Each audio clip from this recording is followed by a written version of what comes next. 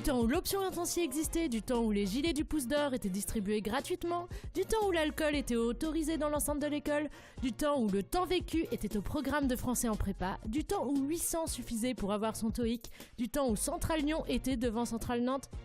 Ah non, ça c'est toujours le cas. Et du temps où le rapport CME était optionnel, ce zozotement qui provient du tréfonds du passé, c'est moi et c'est le zozotement de Zoé. Et on commence fort avec une devinette. Quel est le point commun entre l'AJE, la fanfrale et Urso ? Je vous laisse méditer et je vous donnerai la chute vers la fin de ma chronique. Alors, pour l'instant, je vais vous raconter une histoire que j'ai vécue gamine. À 8 ans, j'étais folle amoureuse d'un joli Parisien qui s'appelait Édouard. Donc c'était dans les années 90, on était en plein dans la hype de Tragédie, de Nirvana et de Hadibou. Bon, pas tout à fait parce que Kurt Cobain s'est fait sauter la cervelle quand j'avais 1 an, mais Hadibou, je m'en souviens très bien. Donc Édouard, c'était pas le nom du chanteur qui chantait « Est-ce que tu m'entends, eh oh, est-ce que tu me sens, eh oh ?» Entre parenthèses, est-ce que c'est pas les paroles les plus cons qu'on ait jamais entendues ? Non mais sans blague, même Indila et ses paroles ont plus de sens. Et pourtant c'est quand même la meuf qui chante des platitudes du genre « Je suis une enfant du monde ». C'est vrai putain, bah on n'aurait pas cru. Il y a Tal qui a dit « J'ai voulu dormir et j'ai fermé les yeux quand même ». Non oui mais je préfère taper sur Indila. Bref, non, Édouard, c'était pas du tout chanteur, c'était un petit garçon de 8 ans, beau comme un dieu, avec son polo Lacoste à carreaux. Vous savez, les polos moches, là, des années 90, ça allait à personne sauf à lui. Donc on filait le parfait amour. Entendez par là qu'on se tenait la main à la sortie de l'école, et paf, la tuile, je déménage à Caen. Caen, quoi ? La ville où on mange des tripes et de la torgoule. De la torgoule, les gars. Qu'est-ce que c'est ? Justement, qu'est-ce que c'est ? Personne ne sait ce que c'est, ça ressemble à rien, on dirait du vomi. Bref, évidemment, je suis inconsolable, je pleure, mais alors je pleure toutes les larmes de mon corps, et là j'ai une brillante idée. Je vais faire le même sport que mon ex-amoureux, pour trouver des mecs qui lui ressemblent. Pas de chance, c'était du judo. Alors aujourd'hui, je suis pas grande, mais il faut savoir qu'à l'époque, j'étais vraiment minus, et je pesais plus lourd, pas plus lourd qu'un petit poussin qui sortait de sa coquille à peu près. Donc, j'arrive à mon premier cours, j'étais hyper contente parce que j'avais un kimono blanc alors que ma mère refusait toujours que je porte du blanc parce que c'était salissant et que ça la faisait chier de faire la lessive tous les 2 jours parce que j'étais incapable de manger correctement. Donc j'arrive avec mon kimono blanc, hyper contente, je monte sur le tatami et là le rêve, il y avait que des mecs, ils étaient plus âgés que moi, ils étaient grands, ils étaient musclés, en pleine crise d'adolescence avec des boutons, la voix qui mue, le summum de la virilité quand on est une gamine de 8 ans. Bref. J'ai beaucoup moins rêvé après avoir passé la moitié de mon cours en l'air à me faire projeter sur le tatami qui est pas si moelleux que ça finalement.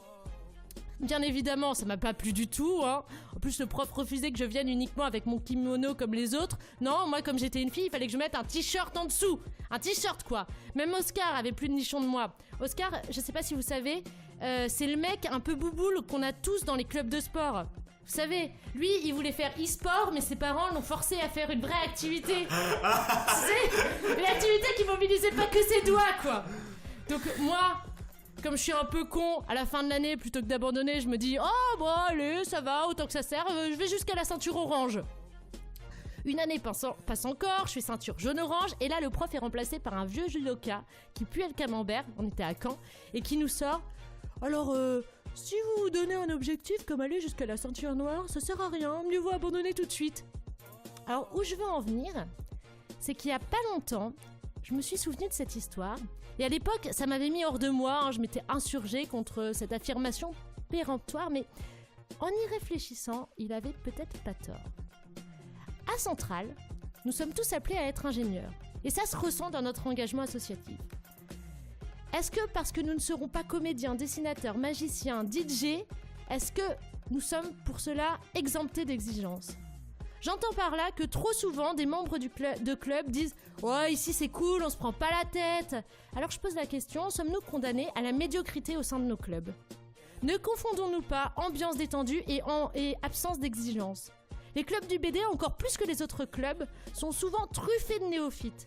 Poser un niveau d'exigence, c'est prendre le risque de faire partir des membres, mais c'est aussi pérenniser la pratique pour qu'après Centrale, les membres du club connaissent le vrai fonctionnement de cette pratique et le vrai fonctionnement d'une association artistique. Et ça me ramène à ma devinette. Quel est le point commun entre l'AJE, la fanfrale et Urso ? Tous les trois, ils ont de réelles exigences. ils s'appliquent et surtout ils prennent le temps de s'engager dans leurs projets. Je rappelle quand même qu'avec des débutants à la fanfrale, la fanfrale arrive à générer des revenus. Preuve que il n'y a pas que l'amateurisme qui est un problème et que l'amateurisme n'est pas synonyme de pratique médiocre. Alors, il est peut-être temps de réfléchir aux buts et aux attentes que nous pouvons avoir pour nos clubs. Comme ça, vous ne ferez pas comme moi qui ai abandonné avant d'avoir ma ceinture orange et peut-être vous pérenniserez vos activités. Après, le orange, c'est la couleur de la fanfrale. La fanfrale, ça prône la philosophie de l'échec, donc j'ai peut-être pas tout perdu.